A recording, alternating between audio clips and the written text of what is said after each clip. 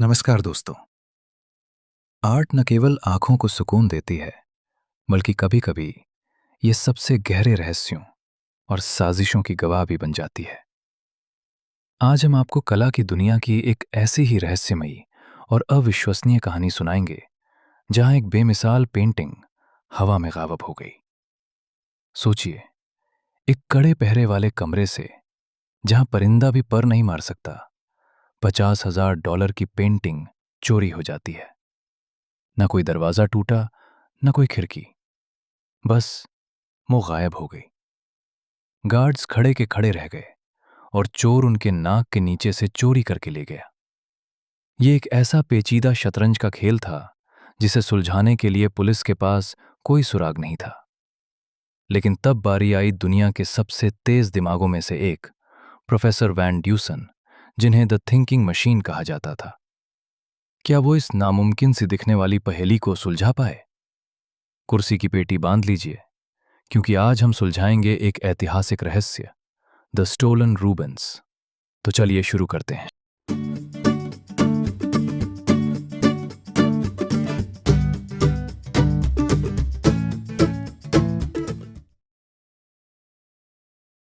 Matthew Cale was an art collector. The chief picture of his collection was a Rubens. Soon after acquiring his collection, Cale decided to make certain changes in the gallery where the pictures would be hung. So, the pictures were all taken down and stored in the ballroom of his house. Meanwhile, Cale and his family stayed at a nearby hotel. Matthew केल एक art collector थे। उनके collection की सबसे खास painting Rubens की थी। अपना कलेक्शन प्राप्त करने के कुछ ही समय बाद केल ने उस गैलरी में कुछ बदलाव करने का फैसला किया, जहां पेंटिंग लगाई जानी थी। इसलिए सभी पेंटिंग उतारकर उनके घर के बॉलरूम में रख दी गईं। इस बीच केल और उनका परिवार पास के एक होटल में रहने चले गए। At this hotel, Cale met Jules de Lesseps. De Lesseps was a Frenchman who was not only a painter himself, but also a connoisseur of art. Proud of his own art collection, Cale decided to show it off to impress de Lesseps. इसी hotel में केल की मुलाकात joules de Lesseps से हुई। De Lesseps एक फ्रांसीसी थे जो न केवल खुद एक चित्रकार थे, बल्कि कला के पारखी भी थे। अपने कला संग्रह पर गर्व करते हुए केल ने डी लेसेप्स को प्रभावित करने के लिए अपने कलेक्शन को दिखाने का फैसला किया। When Cale proudly showed off the precious Rubens to de Lesseps, he was a little disappointed because de Lesseps was not particularly enthusiastic about it. "Don't you like it?" "Very much indeed," replied de Lesseps. "But I have seen it before." जब केल ने गर्व से de Lesseps को अपना कीमती Rubens दिखाया, तो वो थोड़ा निराश हुए, क्योंकि डी लेसेप्स उसमें खास दिलचस्पी नहीं दिखा रहे थे। "क्या आपको ये पसंद नहीं आया?" "बिल्कुल," डी लेसेप्स ने जवाब दिया, "लेकिन मैंने इसे पहले भी देखा है।" As de Lesseps viewed the collection, a whistler turned up. It was one of the famous Thames series, a painting done in watercolor. De Lesseps' face lit up as he glanced from the whistler to the Rubens, as if mentally comparing the modern work with the technique of the old. जब de Lesseps संग्रह देख रहे थे, तभी एक whistler की painting दिखाई दी। ये प्रसिद्ध थेम सीरीज की पेंटिंग थी जो वाटर कलर से बनी थी। विस्लर से रूबेंस की ओर देखते ही डी लेसेप्स का चेहरा चमक उठा, मानो वे मन ही मन आधुनिक कलाकृति की तुलना पुरानी तकनीक से कर रहे हों। Cale explained, "I don't think much of this one myself.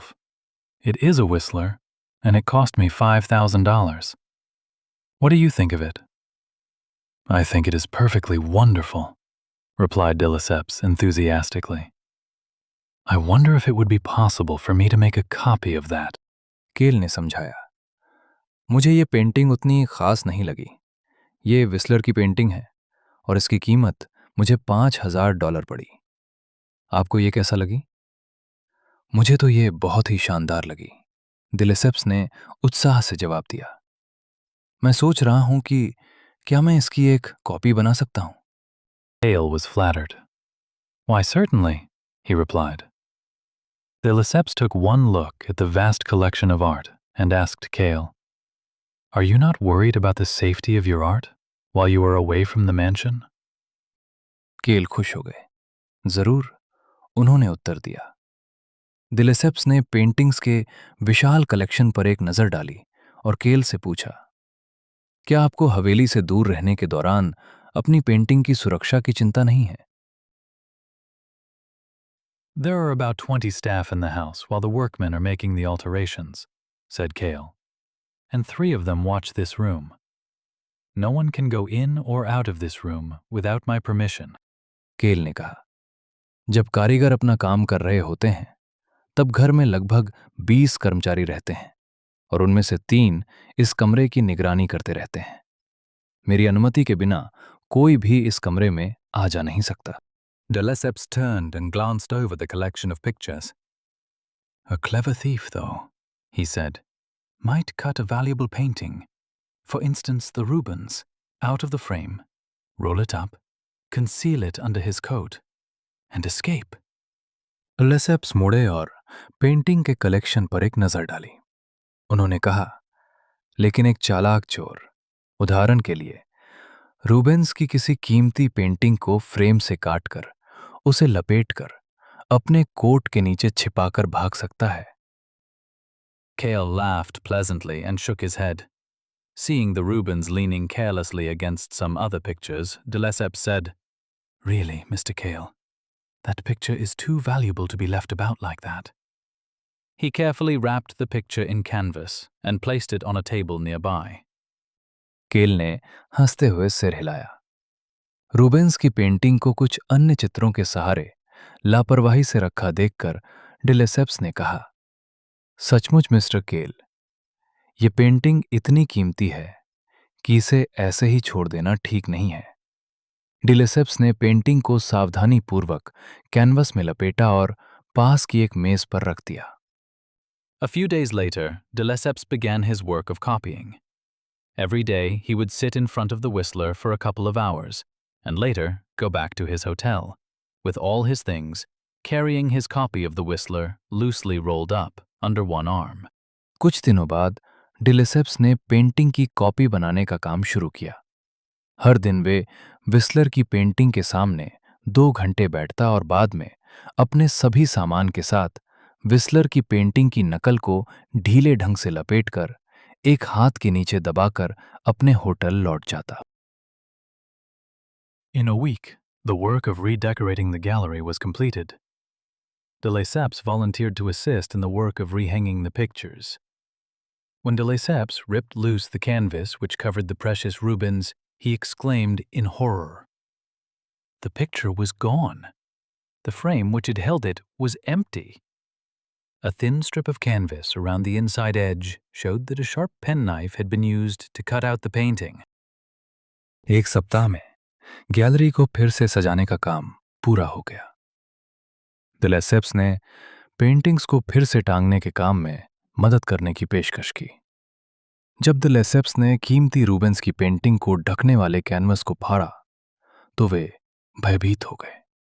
चित्र गायब था। जिस फ्रेम में वो टंगा था, वो खाली था। अंदरूनी किनारे पर कैनवस की एक पतली पट्टी से पता चला कि पेंटिंग को काटने के लिए एक तेज चाकू का इस्तेमाल किया गया था। Cale rushed into Detective Mallory's office at police headquarters with the statement that his Rubens had been stolen. "I will put my men at work right now to recover the... What is a Rubens, anyway?" asked Detective Mallory. "It's a picture," bellowed Mr. Cale. "A piece of canvas with some paint on it, and it cost me $50,000. Don't you forget that." केल police मुख्यालय में जासूस Malory के दफ्तर में पहुंचे और बताया कि उनकी रूबेंस की पेंटिंग चोरी हो गई है।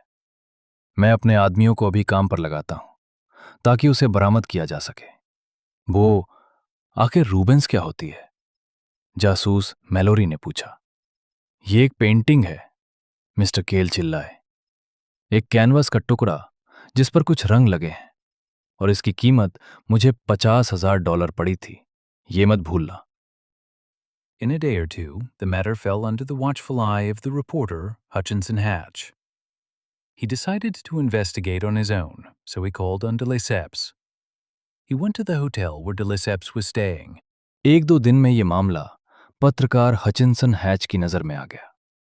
उन्होंने खुद जांच करने का फैसला किया और de Lesseps से मिलने गए। वे उस होटल में गए जहां de Lesseps ठहरे हुए थे। No one else was in the room, except you. All the time you were there? Asked Hatch. No one else. And I think Mr. Cale said that you were making a copy of some famous watercolor, weren't you? Yes, a Thames scene, by Whistler, was the reply. That one, hanging over the mantel. जब तक आप वहां थे, कमरे में आपके अलावा कोई और नहीं था? हैच ने पूछा। और कोई नहीं। और मुझे लगता है कि मिस्टर केल ने कहा था कि आप किसी मशहूर वाटर कलर पेंटिंग की कॉपी बना रहे थे, है ना? हाँ, विस्लर द्वारा बनाया गया थेम्स नदी का दृश्य, जवाब आया। वही जो मेंटल पीस के ऊपर टंगी है। Hatch related the entire matter to his friend, the renowned professor Augustus Van Dusen, who listened without comment.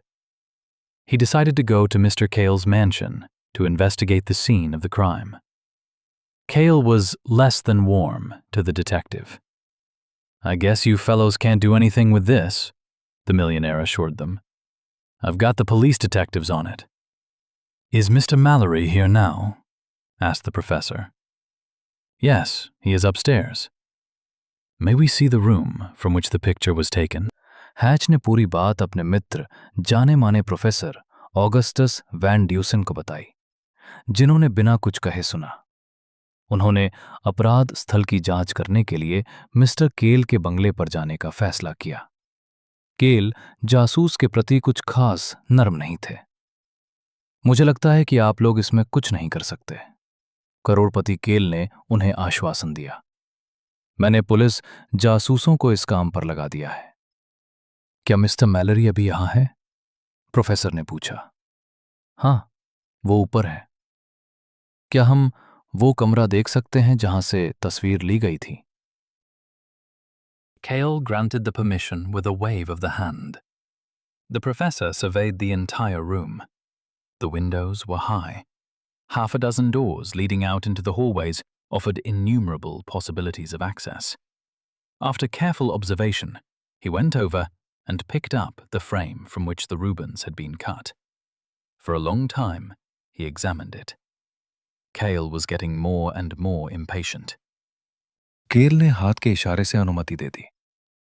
Professor ने पूरे कमरे का जायजा लिया। खिड़कियां ऊंची थीं, गलियारों में खुलने वाले आधे दर्जन दरवाजों से आने जाने के अनगिनत रास्ते थे। ध्यान से देखने के बाद वो आगे बढ़े और उस फ्रेम को उठाया जिससे रूबेन्स की पेंटिंग काटी गई थी। काफी देर तक वो उसे निहारते रहे। केल की बेचैनी बढ़ती जा रही थी। Just then, the curtains of a wide door were thrown aside suddenly, and Detective Mallory entered. He carried something in his hand. He looked triumphant. Here is your picture, Mr. Cale. Cale gasped in relief and astonishment and held up the canvas with both hands to examine it. The professor leaned forward to squint at the upper right-hand corner of the canvas. Where did you find it? Asked the professor. Rolled up tight and hidden in the bottom of a trunk in the room of one of the staff, explained Mallory. The man is now under arrest. Did he confess? Of course not, said Mallory. He says someone else must have hidden it there. तभी एक चौड़े दरवाजे के पर्दे अचानक हटे और जासूस मैलोरी अंदर आया। उसके हाथ में कुछ था। वो विजयी भाव से भरा हुआ था। ये रही आपकी तस्वीर, मिस्टर केल। केल ने राहत और हैरानी से गहरी सांस ली और कैनवस को दोनों हाथों से उठाकर जांचने लगा। प्रोफेसर कैनवस के ऊपरी दाहिने कोने को ध्यान से देखने के लिए आगे झुके। ये आपको कहाँ मिली? प्रोफेसर ने पूछा। एक कर्मचारी के कमरे में एक बक्से के नीचे कसकर लपेटी हुई और छिपी हुई थी। मैलोरी ने बताया, वो आदमी अब गिरफ्तार है। क्या उसने कबूल किया? बिल्कुल नहीं, मैलोरी ने कहा। उसका कहना है कि किसी और ने इसे वहां छिपाया होगा। The professor nodded at Hatch. I think that is all, he remarked. I congratulate you, Mr. Mallory, on finding the Rubens so quickly. 10 minutes later, Hatch and the professor left the house and caught a taxi. Mallory can be rather quick, can't he? Hatch said at last, quizzically, on the way. Professor ने hatch की ओर सिर हिलाया। मुझे लगता है बस इतना ही है, उन्होंने कहा। मिस्टर मैलोरी, आपको रूबेन्स की तस्वीर इतनी जल्दी ढूंढने के लिए बधाई। 10 मिनट बाद हैच और प्रोफेसर घर से निकले और एक टैक्सी पकड़ी। मैलोरी वाकई बहुत जल्दी काम कर लेते हैं, है ना? रास्ते में हैच ने आखिरकार हैरानी से कहा। Not that I ever noticed, remarked the professor crustily. The only real question in my mind, Mr. Hatch, is whether I should take the trouble to return Mr. Cale's picture at all. He is perfectly satisfied and will probably never know the difference. So, suddenly, Hatch understood. Great Scott! He exclaimed. Do you mean that the picture that Mallory found was a copy of the original? Supplemented the professor.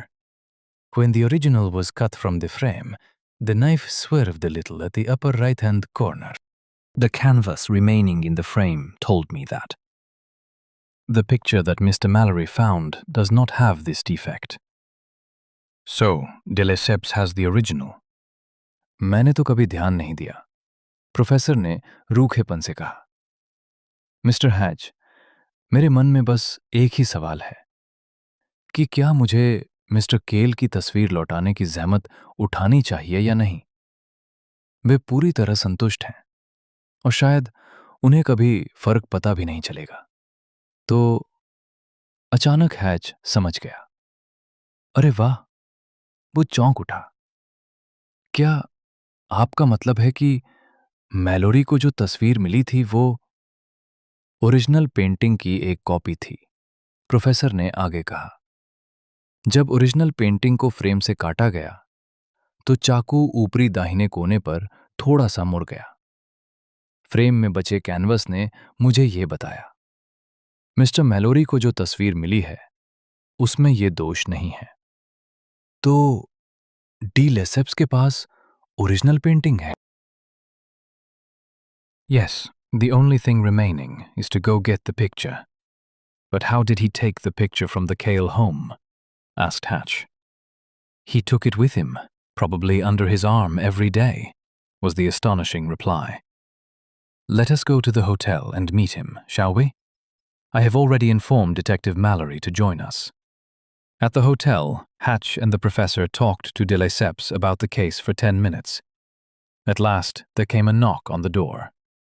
It is Detective Mallory, Mr. Hatch, remarked the professor. हाँ, अब बस painting लाने की बारी है। लेकिन उसने केल के घर से तस्वीर कैसे ली?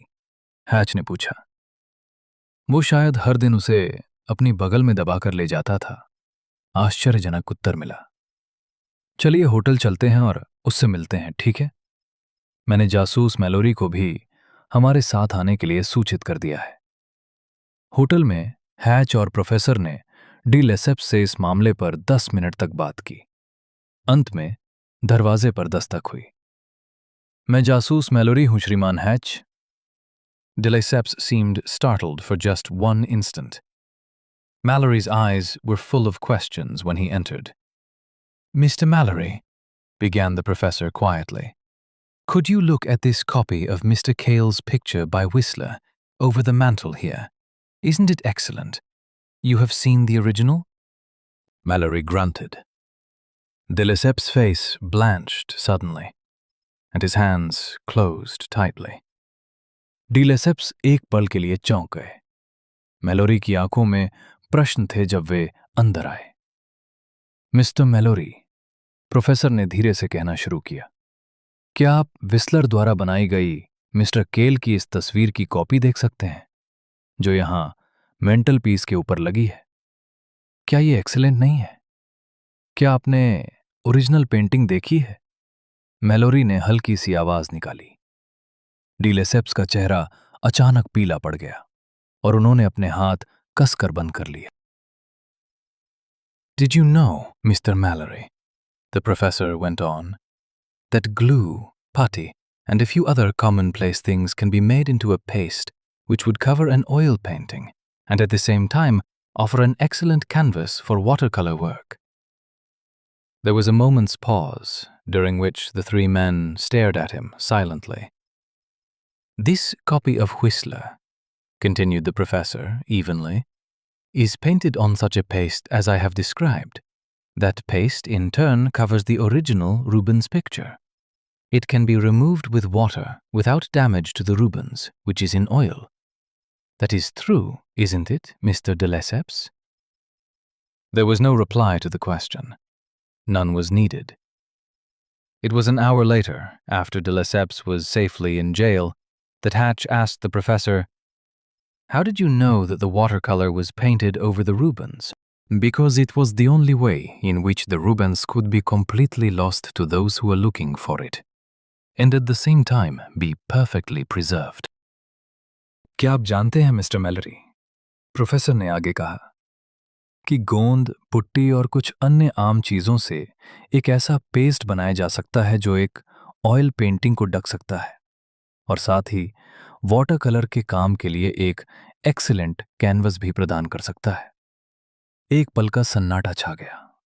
इस दौरान तीनों व्यक्ति चुपचाप द लेसेप्स को देखते रहे। विस्लर की ये कॉपी, प्रोफेसर ने शांत भाव से आगे कहा, उसी पेस्ट से बनाई गई है जिसका मैंने जिक्र किया है। वो पेस्ट ओरिजिनल रूबेंस पेंटिंग को ढका जा सकता है। इसे पानी से हटाया जा सकता है और रूबेंस की ओरिजिनल पेंटिंग को कोई नुकसान नहीं होगा, क्योंकि वो ऑयल पेंट्स में बनी है। ये सच है ना, मिस्टर द लेसेप्स? ये प्रश्न का कोई उत्तर नहीं दिया गया और इसकी आवश्यकता भी नहीं थी। 1 घंटे बाद जब डी लेसेप्स सुरक्षित रूप से जेल पहुंच गए, तब हैच ने प्रोफेसर से पूछा, आपको कैसे पता चला कि वाटर कलर पेंटिंग रूबेंस की ओरिजिनल पेंटिंग के ऊपर बनाई गई है? क्योंकि यही एकमात्र तरीका था जिससे रूबेंस की पेंटिंग उन लोगों से पूरी तरह छिपाई जा सकती थी जो उसे खोज रहे थे, और साथ ही साथ पूरी तरह से सुरक्षित भी रखी जा सकती थी। तो दोस्तों, ये थी कहानी उस चोर की जिसने कला को ही अपनी ढाल बना लिया। यह सिर्फ एक चोरी नहीं, बल्कि इल्यूजन और चालाकी का एक बेहतरीन नमूना था। प्रोफेसर वैन ड्यूसन ने साबित कर दिया कि जब तक थिंकिंग मशीन जैसा दिमाग जिंदा है, तब तक कोई भी रहस्य अनसुलझा नहीं रह सकता। इस कहानी ने हमें सिखाया कि कभी-कभी जो चीज हमारी आंखों के सबसे सामने होती है, वही सबसे बड़ा रहस्य भी हो सकती है। आपको ये कहानी कैसी लगी? मुझे कमेंट्स में जरूर बताएं। वीडियो को लाइक करना और चैनल को सब्सक्राइब करना ना भूलें, क्योंकि यहाँ ऐसे ही रोमांचक किस्सों का सिलसिला कभी नहीं थमता। फिर मिलेंगे एक नए रहस्य के साथ। ये वीडियो देखने के लिए आपका बहुत बहुत धन्यवाद।